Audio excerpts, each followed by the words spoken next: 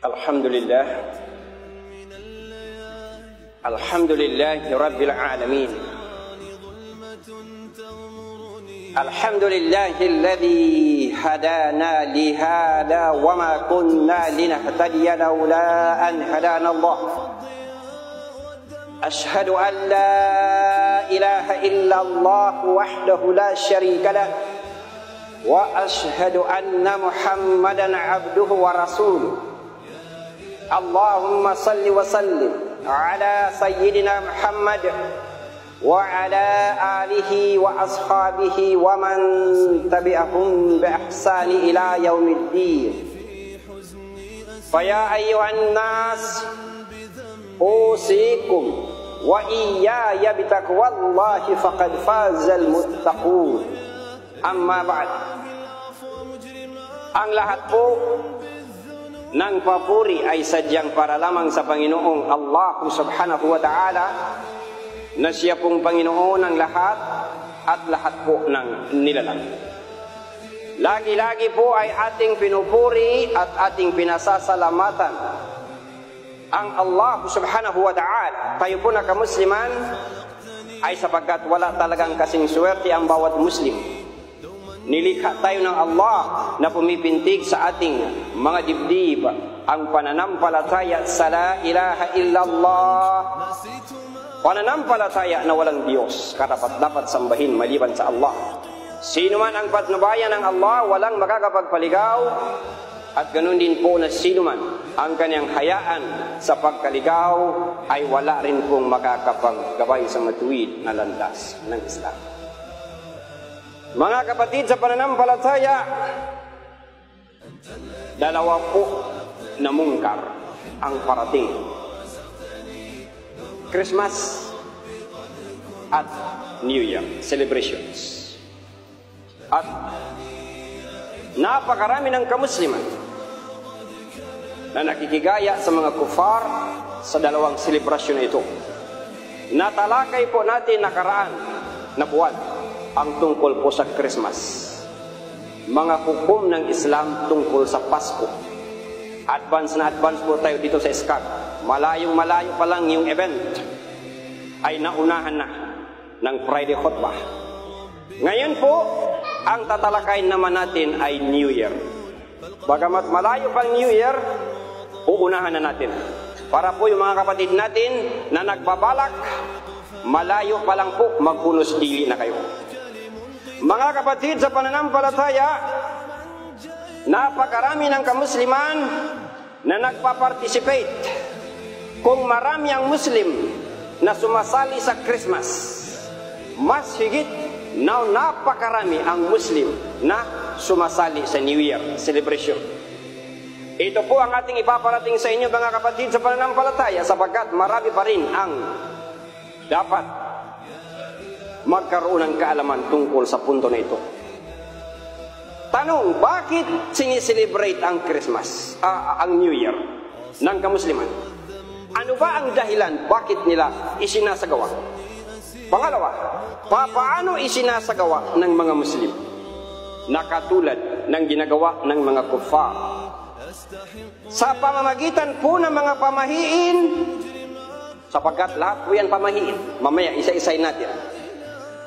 Maraming mga Muslim sa pagpasok ng New Year ang makakagawa ng kung hindi shirkul asghar, ibig sabihin po minor shirk, o kaya shirkul akbar, ibig sabihin po major shirk.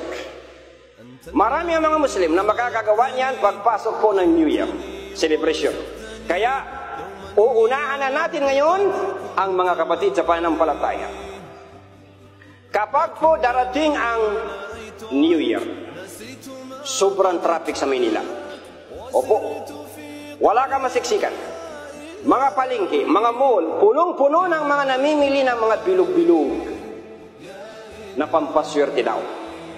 Kapag ikaw na Muslim, kasali riyan sa mga nakikipagsiksikan upang mamili ng mga prutas na bilog-bilog sa pag-aakala na ikaw ay suswertihin, ano po ang hatol sa iyo ng Islam? Pangalawa, May mga Muslim kapag po papasok ang New Year, gigisingin ang buong pamilya. Di oras pa yan, ha? Alas 12 ng hating gabi. Pagpasok ng January 1. Ibig sabihin po, Disyembre at 31 at saka January 1. Pag salubong nila, midnight, gigisingin para maghanda ng masasarap na pagkain. Yang pagkain na yan na inihanda mo, ang tawag po riyan, pag-aalay.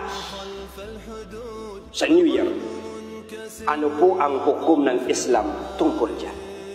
Number 3, na ginagawa ng mga Muslim, paputok.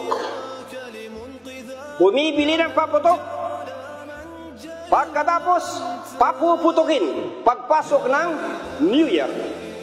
Pagdating ng eksaktong alas 12 ng hating gabi ng Disyembre at 31. Ibig sabihin, pumasok na ang unang oras ng January 1. Papuputukin ang mga paputok sa pagkaakalang pampataboy daw ng malas. Ano ang hukom ng Islam tungkol sa isang Muslim na naniniwala na ang paputok pampataboy ng malas? Number 4. Nagpapaputok sila para raw itaboy, palayasin si Shaitan sa kanilang mga tahanan. Kapag yan ang paniniwala mo, kapatid, yan ang pananalig mo kung bakit ka nagpapaputok. Ano po ang hatol sa ng Islam? Pang-5 na punto. Mga Muslim na nag-get together kapag po January 1. Galing pa sa mga malalayong lugar, nagsasama-sama, nagre-reunion, magpipinsan, magkakamag-anak dahil New Year. Ano po ang hatol ng Islam? Sa 5 punto na ito, ano ang hatol ng Islam? Ang pangkalahatan na hatol ng Islam ay ang pag-celebrate ng New Year o anumang non-Islamic holiday ay haram. Yan po ang pangkalahatan na ruling. Nagbigay the Permanent Committee ng Saudi Arabia, Fatawa Islamiyah Volume 1. Ngayon, isa-isahin natin. Yung pangkalahatan na hatol, gawin nating detalyado punto por punto. Unang punto, tungkol sa mga bilog-bilog na prutas. Makakita ka ng Maranao, Tausug, Maguindanao, Yakan, Basilan, Pakistani, Arabo, pati balik Islam. Yung misis niya nasa palengke, pati siya kasama sa palengke, namimili ng mga mansanas, mangga, orange, anumang bilog-bilog. At kapag ikaw ay namimili ng mga mansanas, mga prutas, anumang mga bilog-bilog na yan, pati damit mo bilog-bilog din, pulkadats kung tawagin. At ang iyong pananampalataya ang tawag doon, kaya ka nga gumagasto eh. Iniisip mo, may mangyayari. At kapag ang pananalig mo ay ang mga bilog-bilog na yan ay may kapangyarihan upang maakay mo ang swerte, mayroong power ang mga bilog-bilog na yan para akayin mo sa sarili mo ang swerte, at namatay ka sa gabing iyan na hindi ka nakapagtawba, ikaw ay nakagawa ng Shirkul Akbar, major shirk. Hindi yan lumayo sa anting-anting. Mayroon kang singsing. Sa mga Bisaya, gamhanang singsing. Sa mga Maranao, sising akanda. Anting-anting power. Kung ikaw ay naniniwala na itong singsing na ito ay may power, anting-anting, hindi ka tinatabla ng bala dahil sa singsing, o kaya anumang itinatali mo sa iyong baywang, hindi ka tinatabla ng bala dahil may power. Kapag ang pananampalataya mo, yung kapirasong bagay na iyan ay may power para pigilin ang masama at akayin ang kabutihan, ikaw ay nakagawa ng Shirkul Akbar. Na nakarami mga Muslim, itong darating na bagong taon, walang kamalay-malay. Ngunit, pangalawa, nandito pa rin tayo sa unang punto. Pangalawa, kung hindi ka naman naniniwala na ang mga bilog-bilog na iyan ay may power. Mansanas walang power. Mangga walang power. Ang tanging paniniwala mo ay ang mga bilog-bilog na iyan ay kasangkapan lamang, means to good luck. Kasangkapan lamang ng pampaswerte, ang nakamit mo ay shirkul asgar, minor shirk. Shirk pa rin. Kahit saan mo tingnan. So ulitin natin, kapag paniwala mo yung mga prutas ay may power para akay ng swerte, shirkul akbar. Kapag ang pananampalataya mo yung mga bilog-bilog na yan, walang power, kasangkapan lang pang-akay ng swerte, shirkul asgar. Kaya mga kapatid, sa pananampalataya, alisto kayo sa darating na New Year. Tinalakay natin ang Pasko, nakaraan, Nobyembre pa lang. Ngayon naman, tinalakay naman natin New Year, malayo pang New Year, para po ikaw maagapan na Muslim. Pangatlo, punto numero 1 pa rin tayo. Pangatlo, kung ikaw ay nananampalataya na iyang mga bilog-bilog na prutas na iyan ay mayroong power para baguhin ang takda na itinakda ng Allah. Kung ano man ang itinakda sa iyo ng Allah ay kayang baguhin ng mangga o kaya orange o ano pang mga bilog na mga prutas. Ikaw kapatid, hindi mo na mamalayan nakagawa ka ng shirkul akbar. Ibig mo sabihin, kayang baguhin. Katulad ng mga text messages na yan. Text ang kanumangan ng aya. Sasabihin sa'yo, isin mo yan 20 times. Pag hindi mo isin 20 times, may mangyayari siya masama. Pag isinin mo 20 times, suswertihin ka. Yan po mga kapatid ay shirk. Ibalik mo sa kanya. Sabi mo sa kanya, ibig mo sabihin, anumang itinakda ng Allah, kayang baguhin ng 20 text messages. Sino mang nag-text sa'yo niyan, ibalik mo sa kanya itong text ko sa'yo, na iyan ay shirk. Hindi kayang baguhin ng 20 text messages ano ang itinakda ng Allah. At kapag ikaw ay naniwala na nag-text ka ng 20 na text din, dahil ang paniwala mo, mababago ng text messages ang takda ng Allah, nakagawa ka kapatid ng shirk. Number 4, kapag ikaw ay nananampalataya na ang mga bilog-bilog na prutas na yan ay mas makapangyarihan kaysa sa Allah subhanahu wa ta'ala para baguhin ang kapalaran mo, pakinggan mo itong ayah. Sabi ng Allah subhanahu wa ta'ala, A'udhu billahi minas shaitanir rajim, Ma asaba min musibatin fil ardi wala fi anfusikum illa fi kitabin min qabli an nabra'aha Inna dhalika ala Allah yasir. Chapter 57 verse 22. Tungkol ito sa wala kang kayang baguhin, walang kapahamakan, walang calamity, walang disgrasya, walang anuman kapahamakan, walang kapahamakan na dumarating sa daigdig o sa inyong mga sarili maliban sa nakasulat sa aklat ng kahatulan bago pa man namin iyon isinaganap. Katotohanan, yan ay madali para sa Allah. Kaya iyang mga bilog-bilog na bibilhin ng mga asawa ninyo na wala pang alam sa Islam, sabihin mo magunos dili ka. Bawal sa Islam. Kung dati ka nang nagbibili, araw-araw bumibili ka ng prutas, pagkain ng pamilya, walang problema. Ngunit kung ngayon ka lang, Disyembre 31, mangungumpra dahil i-display sa lamesa, dahil iniisip mo na ito ay pampaswerte. Kapatid, sabihan mo misis mo, huwag mong gawin yan. Huwag mong ipakain sa pamilya mo ang harap. Kaya, alisto ang bawat Muslim. Punto numero 2. Pumunta naman tayo sa mga masasarap na pagkain na inihahanda ng inyong mga misis. Marami pa rin ang mga Muslim na ignorante po tungkol sa punto na ito. Hindi lang dito sa Manila, pati na sa Mindanao. Makikita mo yung Muslim, Maranao, Tausug, Maguindanao, anumang tribo, naghahanda ng wadit, naghahanda ng biko. Dahil New Year, ito, pakinggan mo. Kapag kapatid sa pananampalataya, kumatay ka ng manok, kung anuman, naghanda ka ng pagkain, dahil darating sino? Darating si Mr. January 1. Ha? Yan ang pinaghandaan mo. Ang pinaghandaan mo si Mr. January 1. Walang kaibahan sa kinatay mo yung manok sa baliti. Pumunta ka sa baliti, kinatay mo yung manok sa ngalan ng jin. Anong kaibahan? Nang pagkain na iniluto, inialay sa altar, tulad ng piyesta ng mga santo-santo. Anong kaibahan doon sa inialay mo sa hapagkainan? At may oras pa, gigisingin mo yung mga mahal mo sa buhay. Anak, bangon na kayo lahat, alas 12 na, kakain na tayo, nang sa gayon maging masagana ang buong buhay natin isang taon. Ito po ay hindi lamang paghahanda ng pagkain, ito po ay offering, pag-alay. At ito po ay Syirkul Akbar. Mga kapatid sa pananampalataya, lalo pa nadagdagan, hindi lang pag-aalay kay January 1, ito ay naniniwala ka na sa pamamagitan ng masasarap na pagkain na iaalay mo, isasalubong mo sa unang putok ng unang oras ng January, ang paniniwala mo, ang buong buhay mo ng isang taon ay magiging masagana.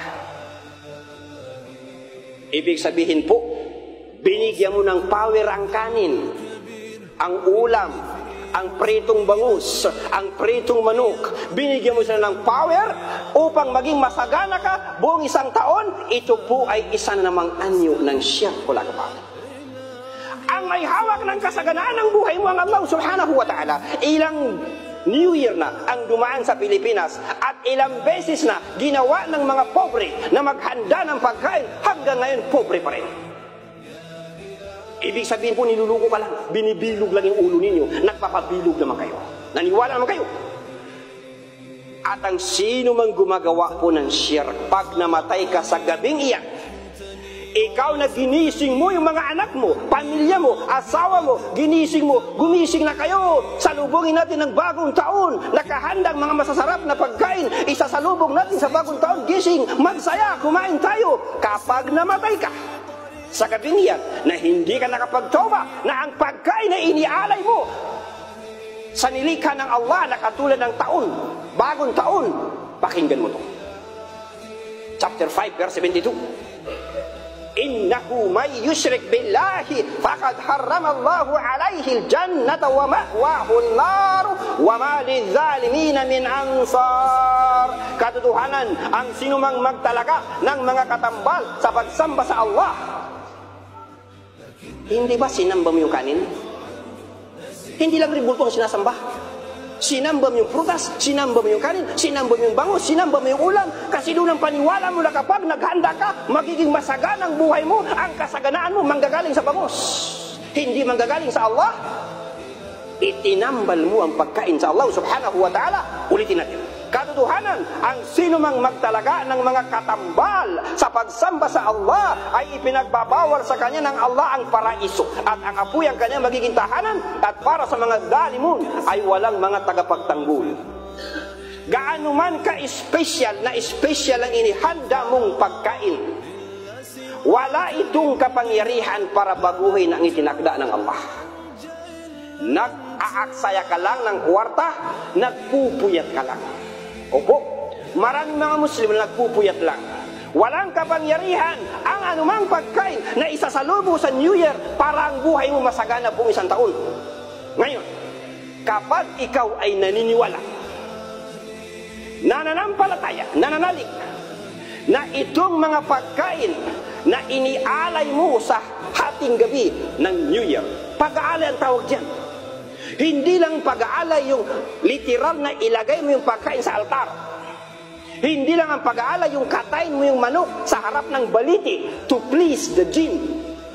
Pag-aalay rin ito to please January 1. Pag-aalay.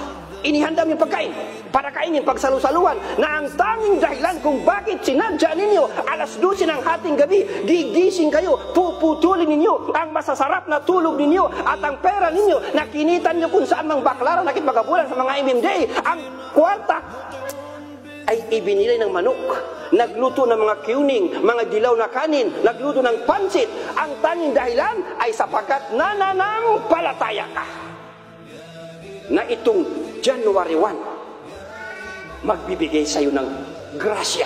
Ibig sabihin, Panginoon mo ang January 1. Ngayon pakinggan mo to. Dahilan dyan, napakarami ng nagsasabing la ilaha illallah ang sumasamba sa iba. Napakarami ng mga Muslim na nananampalataya sa kaisahan ng Allah ang sumasamba liban pa sa Allah. Ito ang katibayan. Chapter 12, verse 106. وَمَا يُؤْمِنُ أَكْثَرُهُمْ بِاللَّهِ إِلَّا وَهُمْ مُشْرِكُونَ. At karamihan sa kanila na naniniwala sa Allah ay mga nakakagawa ng syirk.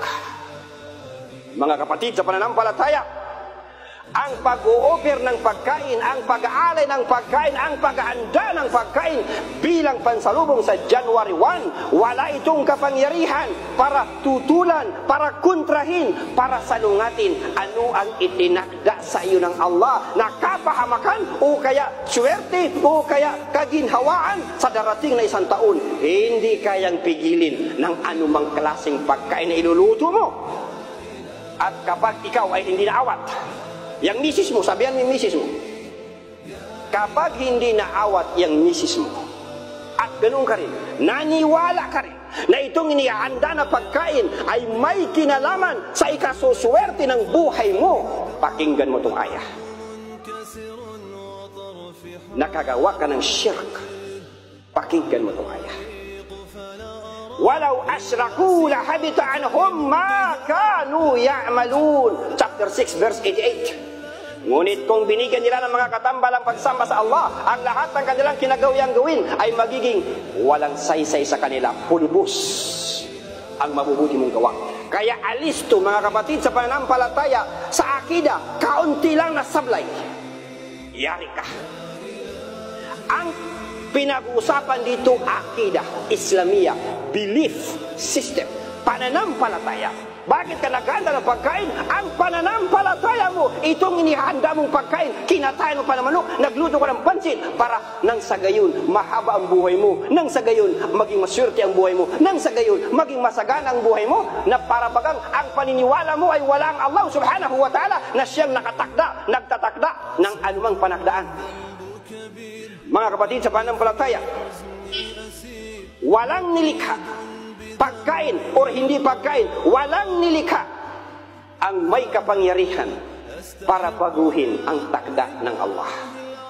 Bilang katibayan, chapter 7 verse 188, قُلْ لَا أَمْلِكُ لِنَفْسِي نَفْعًا وَلَا ضَرًّا إِلَّا مَا شَاءَ اللَّهُ walau kuntu a'lamu al-ghaiba lastakthartu minal khairi wa ma massani as-su'. Sabihin mo, naka-address kay Muhammad sallallahu alaihi wasallam, sabihin mo, o Muhammad sallallahu alaihi wasallam, wala akong kapangyarihan na akain ang kabutihan sa aking sarili ni iwaksi ang kasamaan, kundi ay sa kalooban lamang ng Allah. Kung nalalaman ko lamang ang hindi nakikita, ay pinarami ko na sana ang mabuti at wala sanang masama ang nakapagsalang sa akin. Propeta nga mismo hindi na kaya iwasan ang mga kalamidad. Dumaan ng digmaan, duguan lahat ng katawan, hindi na naiwasan yung mga kalamidad. Ikaw pa kaya, haharangin mo ng bilog na mansanas, haharangin mo ng pansit na mahaba. Ano ka? Ito ay kultura ng mga kufar na ginaya ng mga Muslim. Dahil ang Muslim, tuluyang naging ignorante sa kanyang relihiyon. Punto numero 3, paputok. Eto paputok mga kapatid, ng mga mahilig magbenta ng paputok. Pakinggan ninyo itong paputok. Bakit ang mga kufar nagpapaputok? Na siya ring nahawa ang Muslim. Kaya sila nagpapaputok ang kanilang pananampalataya. Pananampalataya ang tawag doon, mantakin mo. Gagasto ka ng ilang libo, papuputokin mo lang. Kaya sila nagpapaputok ang kanilang pananampalataya ay pangtaboy ng malas. Kaya kami na malas pare, sabi ng Christian. Kasi hindi ka malang nagpapaputok, magpaputok ka naman. Bumili ka sa mga Muslim, pa ang sinasabi. Bumili ka ng mga paputok sa mga Muslim. Nang sa gayon, ang mga malas sa buhay mo ay may taboy. Ngayon, kapag ikaw ay nananampalataya na sa pamamagitan ng mga paputok na yan, ay mapapalayas mo ang malas, isa na namang anyo ng shirk. Walang malas, walang swerte sa Islam. Kasaganaan, lahat yan pagsubok. Ganoon din po ang kapahamakan, lahat yan pagsubok. Hindi malas, hindi swerte ang tawag natin dyan. Ang tawag natin dyan, pagsubok. Mga kapatid sa pananampalataya, maging mabuti man, kasaganaan, o maging masama man, ibig sabihin mga kalamidad, lahat po ito ay galing sa Allah para subukan ka. Hindi po ito galing sa paputok. Ha? Na kaya binalas ang buhay mo kasi wala kang paputok. Kaya sa senior to kasi puro putok. Allahu Akbar. Basahin natin. Chapter 57 verse 22. Kaya kinakailangan talaga ng Muslim, maalam ang Muslim. Ma asaba min musibatin fil ardi wala fi anfusikum illa fi kitabim min qabli an nabra'aha inna dhalika 'ala Allah yasir. Walang kapahamakan, calamity, anuman, na dumarating sa daigdigo sa inyong mga sarili maliban sa nakasulat sa aklat ng kahatulan bago pa man namin yun isinaganap. Katotohanan, yan ay madali para sa Allah. Ibig sabihin mga kapatid sa pananampalataya, wag kang maniwala na yang paputok na yan pantaboy ng masama. Ang totoo niyan, yang paputok na yan po, pangpawala ng pera. Ilang milyon dito lang sa Metro Manila, wag na yung mga Christian, Muslim lang, ilang milyon ang susunugin ng mga Muslim sa paputok. Isang gabi lang. Abay, kung idonate mo na lang sa iskag yan, pagkalaki-laki muski ang may tatayo natin. Yang isang gabi lang, isang iglap lang na papuputokin. Nasaan ang utak ng mga Muslim? Bungakala nila sa pamagitan ng paputok, may tatabo yung malas, ang may tatabo po yung kwarta mo, sayang. Punto numero 4. Sabi naman nila, magpaputok ka para ang mga demonyo sa bahay mo lumayas. Itong ganitong klaseng paniniwala, pananampalataya, pananalig, tinupya rin ng mga Muslim. Mga Muslim na mangmang sa kanilang relihiyon. Palalayasin mo si Satanas sa pamagitan ng apoy, tinawanan ka noon. Galing siya sa apoy. Si Satanas galing sa apoy. Tapos sasabihin mo matatakot sa iyong paputok. Bilang katibayan. Tinanong siya ng Allah, bakit hindi ka nagsujud kay Adam? Sabi niya, ako mas mahusay ako, galing ako sa apoy. Yan, galing sa putik. Bilang katibayan, chapter 7 verse 12. Qala ma mana'aka alla tasjuda id amartuk. Qala ana khairum minhu khalaqtani min nar wa khalaqtahu min tin. Sinabi ng Allah, sinabihan niya si Shaitan, si Iblis, ano ang pumigil sa iyo ng utusan kita na magsujud kay Adam? Sinabi niya, ito ang sagot ni Iblis. Sabi ni Iblis, ako ay mas magaling kaysa sa kanya, nilikha mo ako mula sa apoy at siya mula sa lupa. Ibig sabihin, itong pinalalayas mo na bungakala ng mga kufar, mapapalayas na demonyo sa loob ng kanilang bahay sa pamagitan ng mga paputok, lalo pa silang palakpakan. Habang nagpapaputok ka, lalong dumarami ang demonyo sa bahay mo. Hindi sila pinalalayas ng paputok, pinalalayas sila ng pagbabasa ng Quran sa loob ng bahay mo. Bahay mo na walang nagbabasa ng Quran, puro Facebook, puro na lang comics, puro magazine, walang nagbabasa ng Quran. Ngayong dumating ang New Year, sabi mo palalayasin mo ng Iblis, palalayasin mo ng Shaitan sa pamagitan ng paputok. Baka ikaw ang palayasin nila. Hindi silang mapapalayas. Sinusunog mo ang pera mo. Katulad ng sinabi natin, napakarami ng mga muski sa Pilipinas na nangangailangan ng tulong. Kailangan talaga nilang tulong. Kung yang papuputokin mo, ibagsak mo na lang sa kanilang sadaka box. Ano tingin mo? Basahin natin. وَآتِ ذَا الْقُرْبَى حَقَّهُ وَالْمِسْكِينَ وَابْنَ السَّبِيلِ وَلَا تُبَذِّرْ تَبْذِيرًا. Chapter 17 verse 26. At ibigay sa kamag-anak ang kanyang karapatan at ganun din sa may hirap at sa manlalakbay. Ngunit huwag aksayahin ang inyong yaman sa gawi ng gastador. Hindi ba gawi ng gastador? Susunugin mo ang pera mo? Dagdag pa. Innal mubaddirina kanu ikhwana shayatin wa kana shaitanu lirabbih kafura. Kaduduhanan, ang mga gastador ay kapatid ng Satan at si Satan kailanman walang utang na loob. Kaya kapatid sa pananampalataya, kung nagbabala kang magpaputok, ngayon, magplano ka na, magkano ang papuputokin mo? 5,000. Ilagay mo sa sobre, maghanap ka ng muski na kailangan ng tulong. At tingnan mo anong kailangan nila, electric fan, ilaw, ibili mo ng kanilang kailangan sa halip na paputukin mo ng isang iglap. Para naman sa mga nagtitinda ng mga paputok na walang paggagamitan kundi i-celebrate ng New Year, kayo rin po ay damay sa kasalanan. ang inyong mga negosyo ay para paputukin, para waldasin ang kwarta. Lumako tayo. Punto numero 5, last point. Mga Muslim, mahihilig mag-reunion kapag New Year, January 1. Mga Muslim na nakikigaya sa mga kufar, nagtawagan, nagteksan, insan, January 1, kailangan magkita-kita tayo, kailangan magkaroon ng reunion na magpipinsan, magkakamag-anak dahil bagong taon. Ano pang hukom ng mga ulama? Ito po ay panggagaya sa mga kufar. Lagi-lagi natin sila ginagaya sa kultura. Panggagaya sa mga kufar. At ano ang ruling tungkol sa panggagaya sa mga kufar? Yung hadith ni Muhammad sallallahu alaihi wasallam, man tashabbaha biqaumin fahuwa minhum. Sino man nanggagaya sa mga tao, siya ay kaisa nila. Anong ibig sabihin ng kaisa nila? Kung ginagaya nila sa pamagitan ng pag-celebrate ng New Year. Ang mga kufar, sila ay nagiging katulad nila, ibig sabihin sila ay nagiging kafir din. Mga kapatid sa pananampalataya, ibig sabihin hatol ng Fatawa Islamiyah, the Permanent Committee ng Saudi Arabia, ang kanila pong hatol, maghunos dili ang Muslim. Ang New Year celebration po ay haram na kailangan maintindihan ng bawat isa sa atin. Baka pumasok ang New Year nang wala kang kamalay-malay na nakapaghanda ka ng pagkain na iaalay kay New Year na hindi mo namamalayan na nakagawa kayong buong pamilya ng Shirkul Akbar. Ipalayo tayo ng Allah. Barakallahu li wa lakum fil Qur'anil azim wa nafa'ani wa iyyakum bil ayati wa dzikril hakim. Wa taqabbala minni wa minkum tilawatahu innahu huwas samiul alim.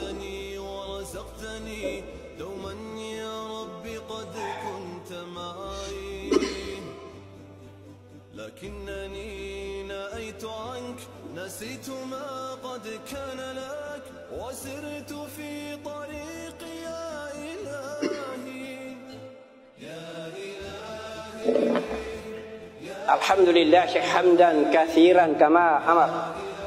أشهد أن لا إله إلا الله وحده لا شريك له وأشهد أن محمدا عبده ورسوله. عباد الله اتقوا الله حق تقاته ولا تموتن إلا وأنتم مسلمون. Mga kapatid sa pananampalataya, pag sumikapan ng bawat isa na nabubuhay na Muslim, at kung mamamatay man siya, ay mamamatay ng Muslim. Itong dalawang darating na big events sa mundo, Christmas at saka New Year, delikado ka. Baka diyang kaabutan ng kamatayan na mamatay ka na hindi Muslim. Mga kapatid sa pananampalataya, lahat po ng tinalakay natin, isa lang ang punto. Ang tinutukoy po nito lahat ay pamahiin, superstition. Pamahiin, bilog-bilog na prutas, pampaswerte, pamahiin. Kakatay ka ng pagkain ng hayop, anumang pagkain na pangpahanda, pamahiin, pampaswerte daw. Magluluto ka ng pansit para humaba ang buhay mo, pamahiin. Mga paputok para pampalis na malas, pamahiin. Lahat ng mga yan, pamahiin. At ano ang sabi ni Propeta Muhammad sallallahu alaihi wasallam tungkol sa pamahiin? Sinabi niya 3 beses para diinan ang sinabi niya. Ang pamahiin ay shirk, ang pamahiin ay shirk, ang pamahiin ay shirk. Marami ang Muslim na gagawa na naman ng shirk nitong darating na bagong taon. Tandaan ninyo, kung marami ang gumagawa na Muslim sa Pasko, mas higit na pinakamarami sa bagong taon. Pati kwarta nila, sinusunog nila. Ngayon mga kapatid sa pananampalataya, paano ka magdudua? Humingi ng tawad sa Allah subhanahu wa ta'ala kung nakagawa ka ng shirk nitong darating na bagong taon. Mayroong dua nabanggit sa hadith ni Muhammad sallallahu alaihi wasallam, Allahumma la khaira illa khairuk wala khaira illa khairuk wala ilaha ghairuk. Ibig sabihin, ito yung mga dua kapag nakagawa ka ng shirk. O Allah, walang kabutihan maliban sa iyong kabutihan. Ni walang mga ibon maliban sa iyong mga ibon. Bakit pati ibon pumasok? Dahil pamahiin ng mga Arabo noong unang panahon. na kapag lalabas ng bahay, may lumabas na ibon, bigla lumiko sa kaliwa, ops, huwag kang tumuloy, may masama mangyayari sa iyo. Lumiko sa kanan, tumuloy ka, diretso ka, okay na mayroong naghihintay sa'yo mabuti. Tulad ng mga kamaranawan, kapag lalabas ka na may humapsing sa harap, huwag ka muna tumuloy, mayroong naghihintay na malas. Kung may humapsing sa likod, bilisan mo, may naghihintay na swerte. Yung kinalaman ng hatsing at saka butiki. Butiki, may tumulog na butiki. Huwag kang tumuloy, may malas. May tumulog sa likod mo, oh, tuloy ka lang, may naghihintay na swerte. Walang kinalaman ng butiki, walang kinalaman ng hatsing, walang kinalaman ng ibon. Kaya nabanggit ito yung ibon. Dahil sa panahon ng mga Arabo, pamahiin nila na paglalabas ng bahay may ibon na lumabas, malas daw. Ulitin natin. Ito yung dua kapag nakagawa ka ng shirk. O Allah, walang kabutihan maliban sa iyong kabutihan, ni walang mga ibon maliban sa iyong mga ibon, at walang Diyos maliban sa iyo. Mga kapatid sa pananampalataya, kung gusto ninyo makuha yung khutbah natin ngayon, basta may mga Bluetooth ang mga cellphone ninyo, pagkatapos ng salat, mag-Bluetoothan tayo. High-tech ngayon, mabilis makuha ang ating khutbah. Hindi na kailangan kopyahin, Bluetooth lang. Ibig sabihin, kailangan mo ng mga ganitong sandata para pag-aralan mo sa bahay, nang sa gayon ng misis mo na mamamalingki na bibili ng mga pang-alay kay January 1 ay hindi ka makakain ng mga pagkain na haram. Nawa, tawfikan tayo ng Allah. Amin ya Rabbal Alamin. Inna Allah wa malaikatahu yusalluna ala nabi. Ya ayyuhalladzina amanu sallu alaihi wa sallimu taslima. Allahumma salli ala Muhammad wa ala ali Muhammad kama sallaita ala Ibrahim wa ala ali Ibrahim wa barik ala Muhammad wa ala ali Muhammad kama barakta ala Ibrahim wa ala ali Ibrahim fil alamin innaka Hamidum Majid. Rabbana atina fid dunya hasanah wa fil akhirati hasanah وقنا عذاب النار والصلاة والسلام على رسول الله والحمد لله رب العالمين. أقم الصلاة وأقم الصلاة.